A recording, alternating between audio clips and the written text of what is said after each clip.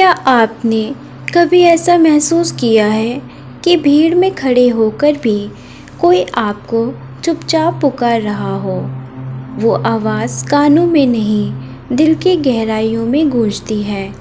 कभी वो आपको रोक देती है जब सब कह रहे हों आगे बढ़ो, और कभी वो आपको धकेल देती है जब डर आपको जकड़ लेता है। ये कोई सपना नहीं, ना ही कोई कल्पना, ये है आपकी आत्मा की आवाज़। लेकिन सवाल ये है, क्या आप उसे सुनना जानते हैं? हम सबके भीतर ये आवाज़ मौजूद है। वो ना चीखती है, ना ज़ोर से बोलती है, बस फुसफुसाती है। समस्या ये है कि हम रोज़ इतना शोर सुनते हैं, लोगों की बातें, सोशल मीडिया, डर, उम्मीदें, कि भीतर की सबसे सच्ची आवाज़ दब जाती है। लेकिन जब आप रुकना सीख जाते हैं, जब आप दिल की गहराइयों में उतरना सीख जाते हैं, तो ये आवाज़ आपको ऐसे रास्ते दिखाती है जिनके बारे में आपके दिमाग ने कभी सोचा भी नहीं था। अब सवाल ये है, इसे पहचाना कैसे जाए?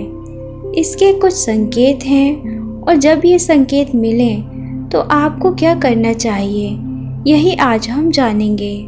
अचानक मिलने वाला एहसास। जब आप किसी जगह जाते हैं और बिना वजह आपके दिल में हल्की सी खुशी उतर आती है, या किसी इंसान से मिलते हैं और अंदर बेचैनी भर जाती है, ये आपकी आत्मा का पहला संकेत है। जब ऐसा हो, उस पर रुक जाएं, गहरी सांस लें और मन ही मन पूछें, ये एहसास मुझे क्या बता रहा है?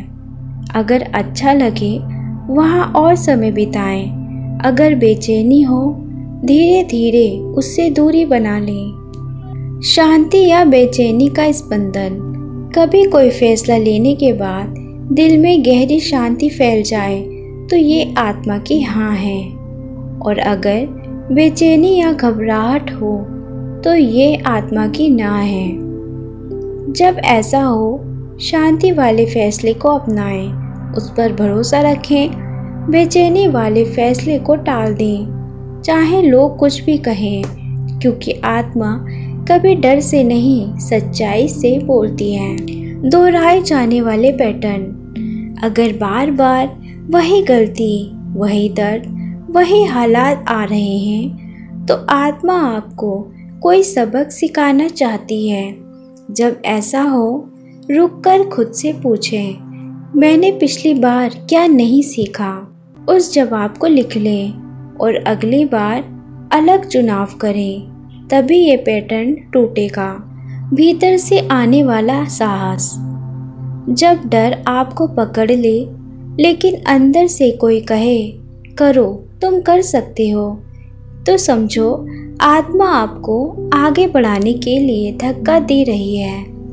जब ऐसा हो, उस पल डर को पीछे छोड़कर पहला कदम उठाएं। छोटा हो या बड़ा, बस शुरुआत कर दें, क्योंकि वही कदम आपकी ज़िंदगी बदल देगा। सच्चाई कहने के बाद मिलने वाली राहत। सच बोलने के बाद अगर दिल हल्का लगे, तो ये आत्मा की पुष्टि है कि आपने सही किया।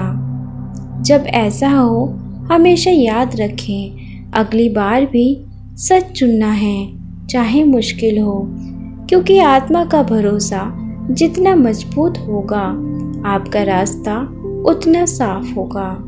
आत्मा की आवाज़ सुनने का अभ्यास कैसे करें? हर दिन 10 मिनट मौन में बैठें, प्रकृति के पास समय बिताएं, पेड़, पानी, हवा आत्मा की आवाज़ को साफ कर देते हैं।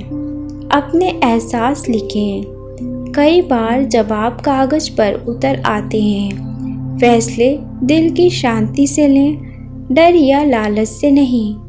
शरीर के संकेत समझें, हल्कापन हाँ है, कसाव ना है।